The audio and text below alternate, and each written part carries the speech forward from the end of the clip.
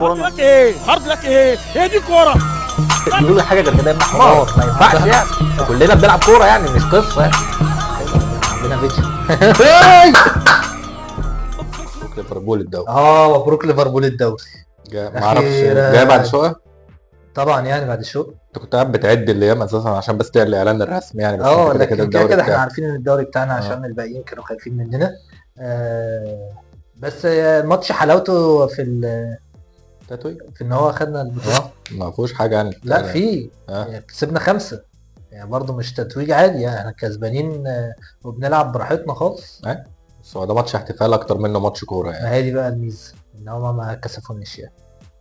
هو اصلا كانوا بيقولوا يعني كانت هتبقى حركه بايخه قوي من ارسنال فعلا لو كان خسر من كريستال بالاس وانتوا كنتوا داخلين الماتش ده تحتفلوا يعني. والله صح. لو كنتوا كسبتوا لا دلوقتي احسن.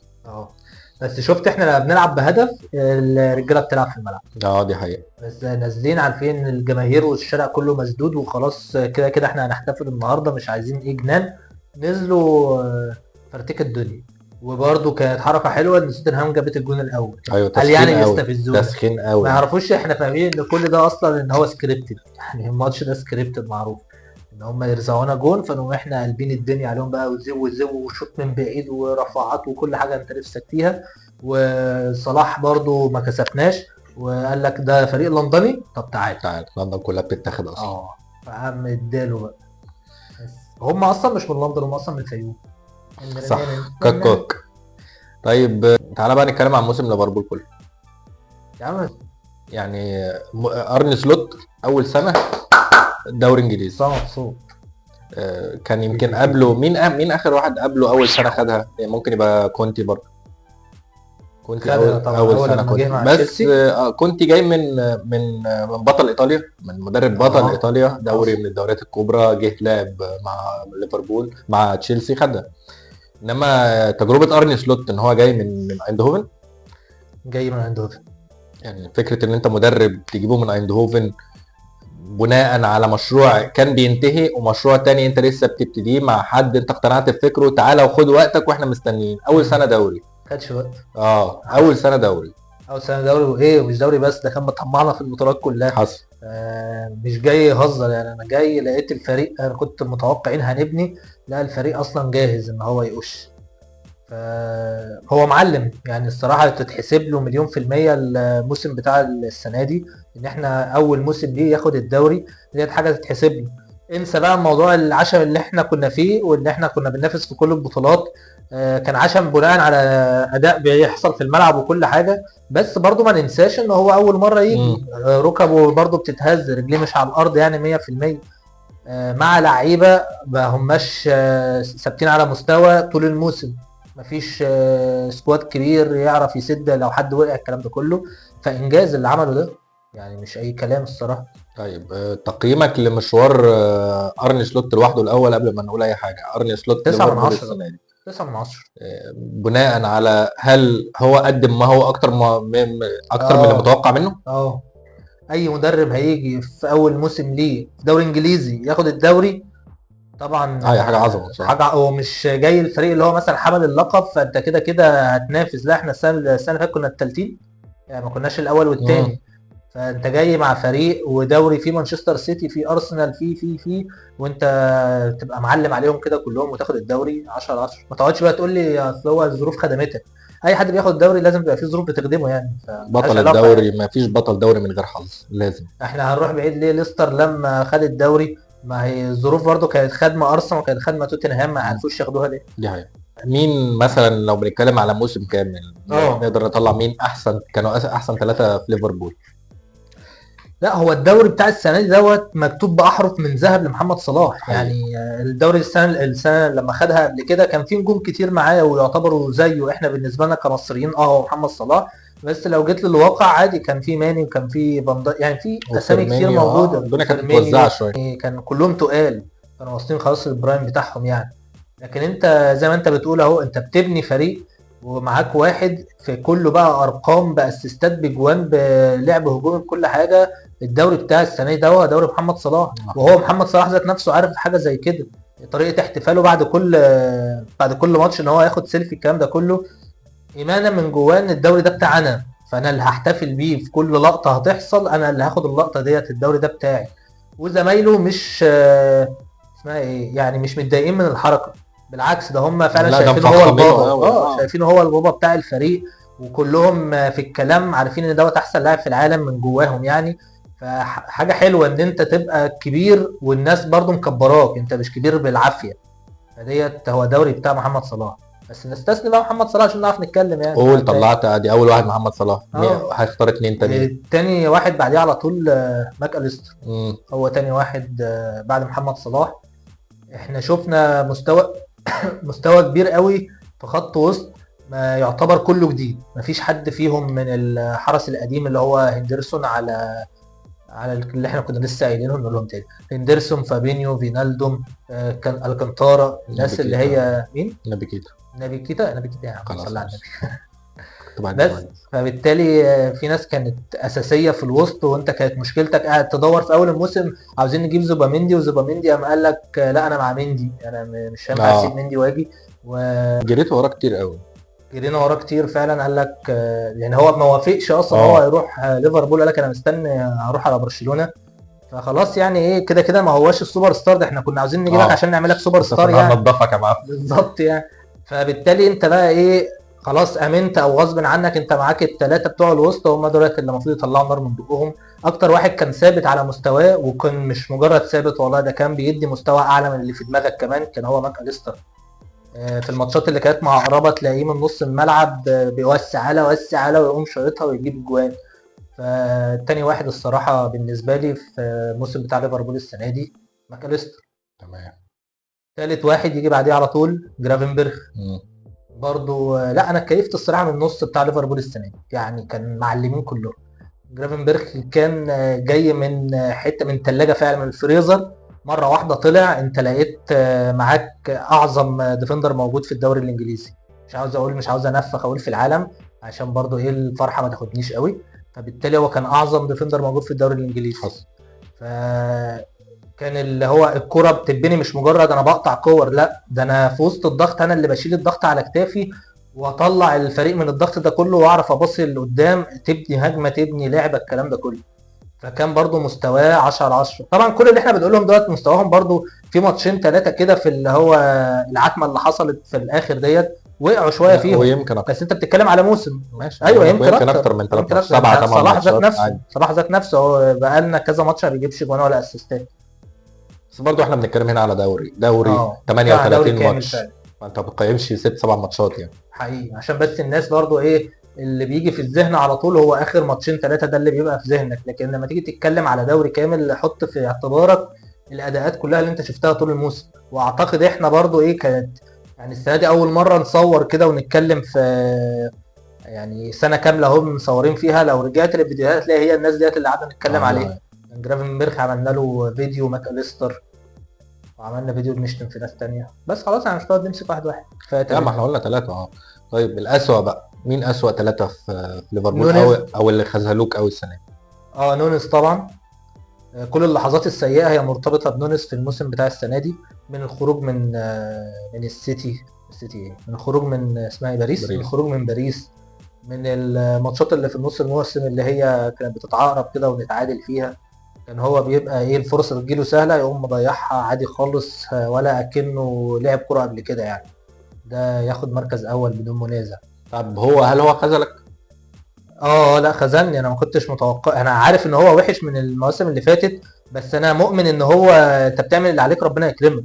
انا كنت واثق فيه، مش اللي هو يعني، والناس كانت بتشتم فيه من الموسم اللي فات، انا ما كنتش بشتم فيه يعني. على الاقل انا كنت عارف ان انك في الموسم تجيب 9 اجوان انا هبقى مبسوط منك، تجيب 7 اجوان يا عم انا مبسوط منك، انت برضو ايه بتكافح كتير وبتاع، بس هتيجي معاك انت بتعمل اللي عليك. لكن السنه دي خلاص انا فصلت قوي منه، اللي هو خلاص انا يعني انت بتتعب وفي الاخر ما بتعملش حاجه، طب انا هستحملك ليه؟ ما اجيب واحد يتعب ويعمل. احنا صحيح يعني. مش فريق العاب قوه يعني. في الاخر عايزين انتاج. طيب رقم 2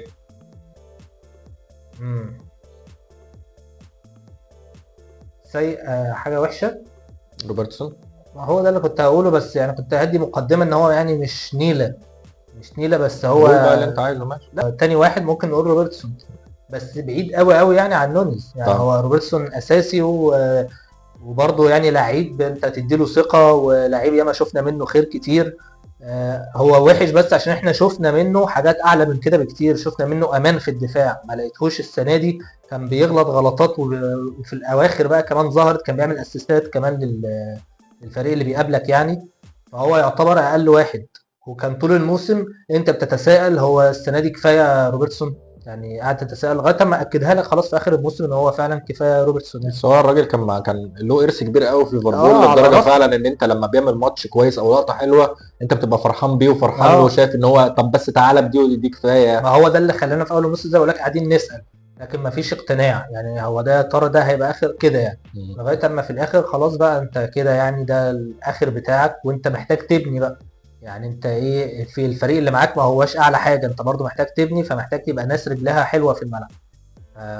الموسم الجاي يمشي. طيب 3. لا ما فيش. هم دول بس اللي خذلوك السنه دي؟ اه. والله حلو. حلو يعني. انا اصلا هقول لويس دياز، بس يعني مش السنه دي، هو خازني من ساعه ما جه. يعني ما فيش. طيب اول اختلاف نقدر نلاحظه بعد مرور موسم كامل من ليفربول سلوت بيختلف عن ليفربول كلوب، انه ليفربول سلوت اتحول لفريق نص ملعب. فريق المرء العقلي بتاعه في نص الملعب، وكل العمليات بتتم من نص الملعب، بتتوزع على اللعب كله. فريق يورجن كلوب كان نص الملعب ما هو الا اداه للاستحواذ على الكوره، وبعد كده كل اللعب جاي من الاطراف، بتشوف انه عناصر الفريق هي اللي اجبرته على كده، ولا دي حاجه في دماغ المدرب هتتبني عليها السنين الجايه حاجات كتير؟ اللي شايفه ان دي حاجه في دماغ مدرب تتبني عليها. هو ما حاولش يدور لما عملنا انتقالات، ما حاولش يدور على وينجات بحيث ان انا اقول لك ايه انا ناوي اعمل ايه يعني في الموسم. كان بيدور على خط وسط، ما كانش بيدور على وينجات. فهو اساس عنده في اللعب اللي هو التحكم او السيطره في نص ملعب، والوينجات ديت وسيله عشان تفنش بيها هجمه، مش عشان هي ده اساس الهجمه يعني. فدي طريقته، الرسوة والهداوة، وتاخد الكرة براحتك في نص الملعب، تطلع بالكرة براحتك مش مستعجل يعني، مفيش ضغط عالي، مفيش هجمات سريعة، غير لو طبعا المنافس مسهلها لك او يعني انت هتعملها ناوي تعملها. لكن في الطبيعي انت ماسك اللعب عادي خالص في الوسط بتاعك. وبرضو ايه يعني كل خط الوسط اللي عندنا هو يعتبر هجومي يعني اساس وعيال عنده. حريفه كويره. ما هي ده القصد يعني هجومي، اللي هو حريفه الكوره معاهم كوره، مش شغل بقى دستروير وبس كده. ما مش جاتوزو مثلا بخبط وبس، مش طارق حامد، لا كلهم عيال لعيبه يعني. ف حاجه برضو تسهل له اللي هو يلعب بالطريقه دي. ما انت بتقول فعلا، هو انت هنا اتنقلت من خط وسط بيتكون من هندرسون، فابينيو، فاينالدوم، لخط وسط مثلا بيتكون من ماكاليستر، جرافنبرج وسوبوسلاي. هو اول طبعا حاجه عينك تشوفها من الفرق في الاختلاف في جوده الكوره وهي معاك. طبعا خط الوسط الاولاني بتاع كلوب لا يقارن في فكره ان انت لو الكوره مش معاك اللعب على الكوره الثانيه او استعاده الكوره او الضغط. لا، ما هو الثلاثه يعني مستعدين ينتحروا في الملعب كمجهود، بس جوده الكوره وانت معاك الكوره طبعا خط وسط ارني سلوت يكسب بكتير. طيب محمد صلاح موسم الدوري اللي خده دوري الكورونا، ولا محمد صلاح الموسم ده؟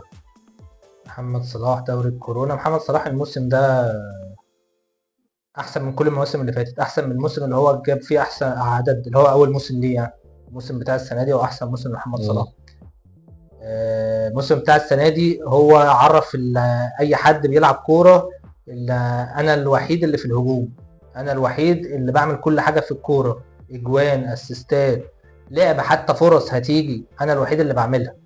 مفيش حد في العالم دلوقتي. بس برضه ما هو دوت ارث برضه يعني، مش بيتكلموا عشان الموسم ده، هو بيتكلم عشان محمد صلاح ثابت على كل المواسم. محمد صلاح مثلا حاجه يعني أصلاً. السنه دي لو احنا بنتكلم على مستوى الدوري، الانجليزي، ايه اخر لعيب يجي في ذهنك بتتكلم عليه مثلا كتاثير فردي وجماعي في فرقته؟ بنتكلم على زي تاثير محمد صلاح السنه دي في دوري ليفربول السنه دي تاريخيا. هو هنري يعني، مش هيجي يعني انا برضو كنت بشوف روني 2009 2010 ماشي.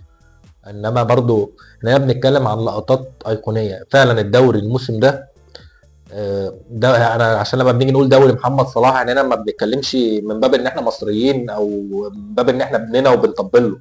هو دوري محمد صلاح حقيقي، هو مين يعني اساسي. اللي باين قوي ان هو دوري محمد صلاح في اللحظه اللي محمد صلاح خرج بره الجيم شويه، دماغه خرجت بره الكوره شويه، مستواه على ارض الملعب هبط، ليفربول هبط. ليفربول هبط تماما، وكانك ما كنتش مستعد لفكره ان انا اقدر اتخلى عن محمد صلاح. محمد صلاح موجود معايا، احط شويه تاتشات حواليه نكمل الصوره بس مش اكتر من كده. انما مين بيرسم، مين بيلون، مين بيبروز الصوره؟ محمد صلاح.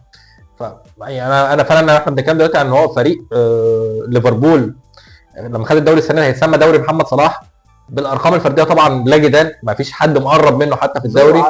انما زي ما انت قلت حتى في تاثيره جوه فرقته، بصت زمايله له، اهتمام زمايله بيه، فكره ان انت لما بنقع بندور على محمد صلاح، لما بنفرح بيبقى اول واحد بنروح لمحمد صلاح.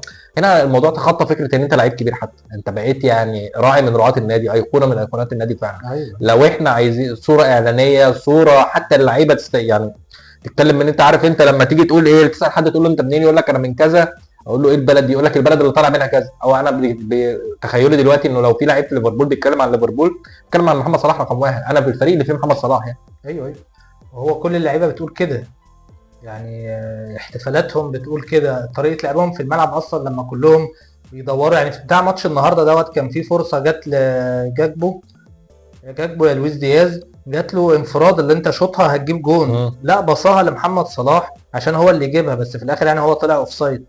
فهم حتى في اللعب انت عاوز تبسط محمد صلاح معاك، شايف ان هو بقاله كذا ماتش ما بيجيبش جوان، ازاي يا معلم، لا خش جيب جوان معانا.